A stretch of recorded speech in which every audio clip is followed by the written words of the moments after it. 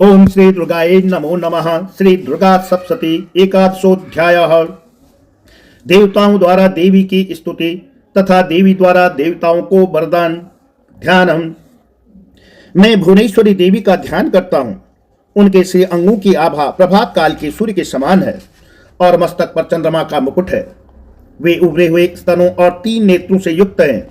उनके मुख पर मुस्कान की छटा छाई रहती है और हाथों में भरत, अंकुश, पास एवं अभय मुद्रा शोभा पाते हैं। ऋषि कहते हैं, देवी के द्वारा वहां महादैत्यपति शुंभ के मारे जाने पर इंद्र आदि देवता अग्नि को आगे करके उन कात्यायनी देवी की स्तुति करने लगे। उस समय अभीष्ट की प्राप्ति होने से उनके मुख कमल दमक उठे थे और उनके प्रकाश से दिशाएं भी जगमगा उठी थी। देवता बोले, शरणागत की पीड़ा दूर करने वाली देवी, हम पर प्रसन्न हो। संपूर्ण जगत की माता प्रसन्न हो।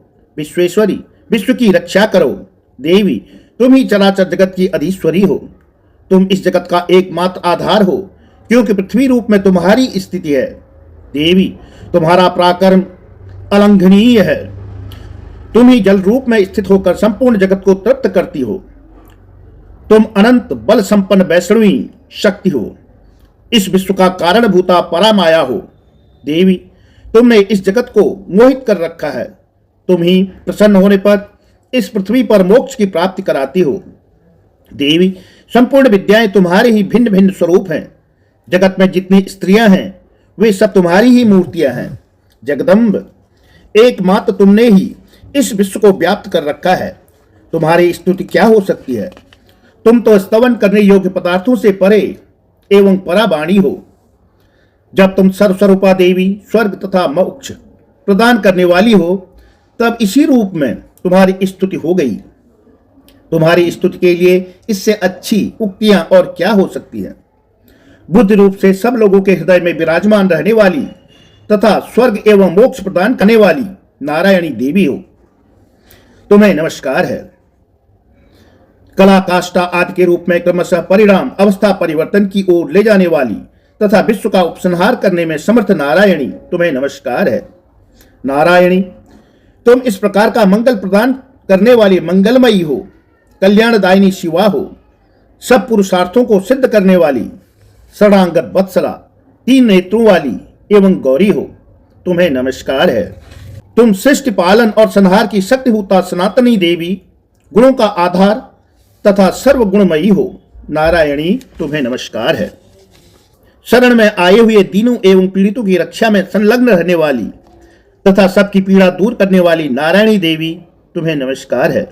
नारायणी, तुम ब्रह्माणी का रूप धारण करके हंसों में जुटे हुए विमान पर बैठती तथा कुश मिश्रित जल छिड़कती रहती हो, तुम्हें नमस्कार है।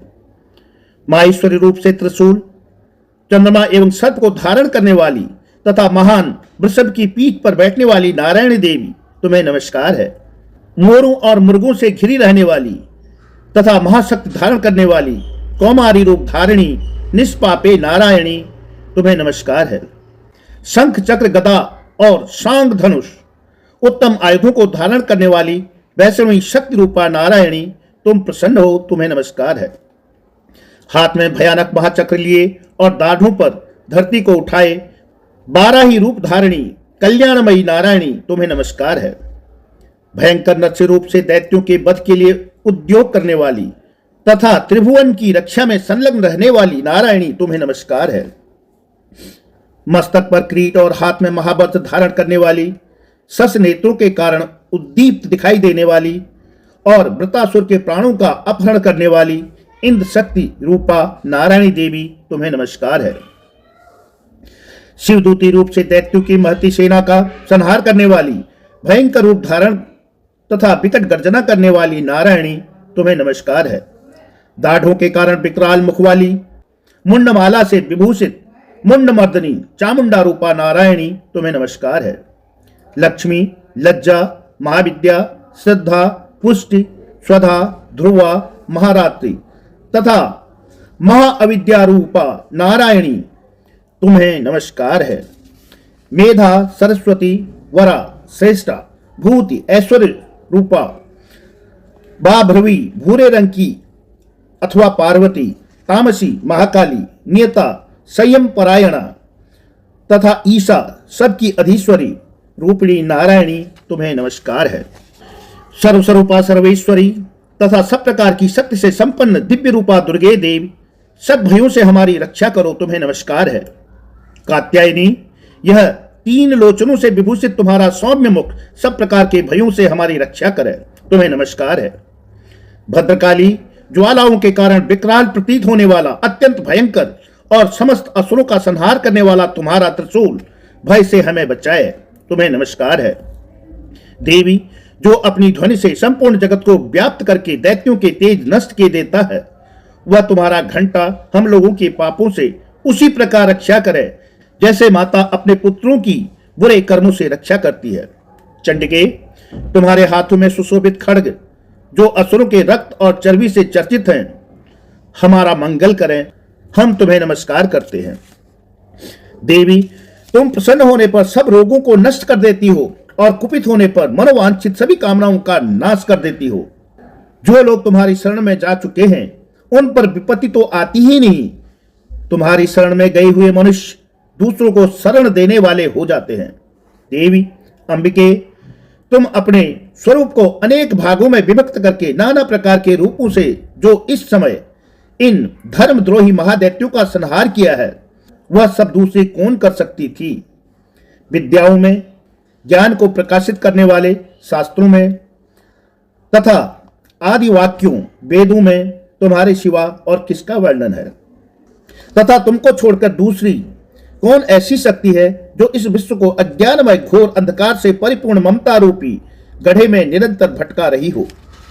जहां राक्षस, जहां भयंकर विष वाले सर्प, जहां शत्रु, जहां लुटेरों की सेना और जहां दावानल हो, वहां तथा समुद्र के बीच में भी साथ रहकर तुम विश्व की रक्षा करती हो। विश्वेश्वरी, तुम विश्व का पालन करती हो, विश्व रूपा हो, इसलिए संपूर्ण विश्व को धारण करती हो। तुम भगवान विश्वनाथ की भी वंदनीय हो। जो लोग भक्तिपूर्वक तुम्हारे सामने मस्तक झुकाते हैं वे संपूर्ण विश्व को आश्रय देने वाले होते हैं। देवी प्रसन्न हो, जैसे इस समय असुरों का वध करके तुमने शीघ्र ही हमारी रक्षा की है, उसी प्रकार सदा हमें शत्रुओं के भय से बचाओ। संपूर्ण जगत का पाप नष्ट कर दो और उत्पात एवं पापों के फलस्वरूप प्राप्त होने वाले महामारी आदि बड़े बड़े उपद्रवों को शीघ्र दूर करो। विश्व की पीड़ा दूर करने वाली देव, हम तुम्हारे चरणों पर पड़े हुए हैं, हम पर प्रसन्न हो। त्रिलोक निवासियों की पूजनीय परमेश्वरी, सब लोगों को वरदान दो। देवी बोली, देवताओं, मैं वर देने को तैयार हूं, तुम्हारे मन में जिसकी इच्छा हो वह वर मांग लो। संसार के लिए उस उपकारक वर को मैं अवश्य दूंगी। देवता बोले, सर्वेश्वरी, तुम इसी प्रकार तीनों लोकों की समस्त बाधाओं को शांत करो और हमारे शत्रुओं का नाश करती रहो। देवी बोली, देवताओं, वैवस्वत मनवंतर के 28वें युग में शुंभ और निशुंभ नामक 2 अन्य महादैत्य उत्पन्न होंगे।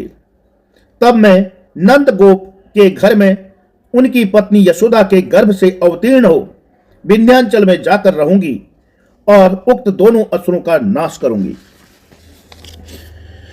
फिर अत्यंत भयंकर रूप से पृथ्वी पर अवतार ले मैं वैप्रचित्त नाम वाले दानव का वध करूंगी। उन भयंकर महादैत्यों को भक्षण करते समय मेरे दांत अनार के फूल की भांति लाल हो जाएंगे।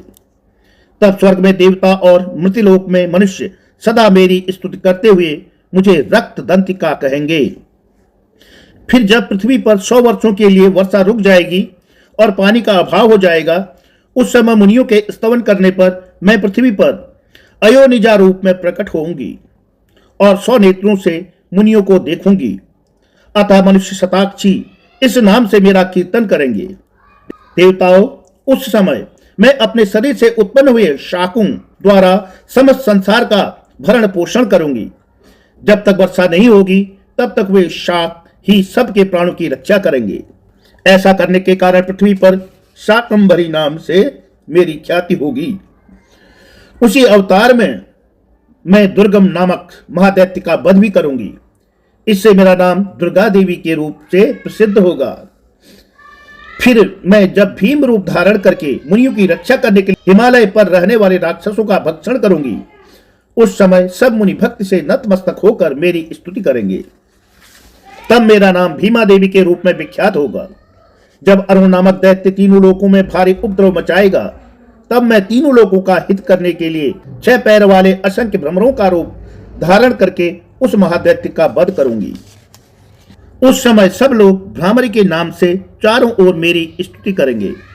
इस प्रकार जब जब संसार में दानवी बाधा उपस्थित होगी, तब तब अवतार लेकर मैं शत्रुओं का संहार करूंगी। इस प्रकार श्री मार्कंडेय पुराण में श्रावणिक वनमंत्र की कथा के अंतर्गत देवी महात्म्य में देवी स्तुति नामक 11वां अध्याय पूरा हुआ। ओम दुर्गाये प्रणमस्तु, ओम दुर्गाये प्रणमस्तु, ओम दुर्गाये प्रणमस्तु।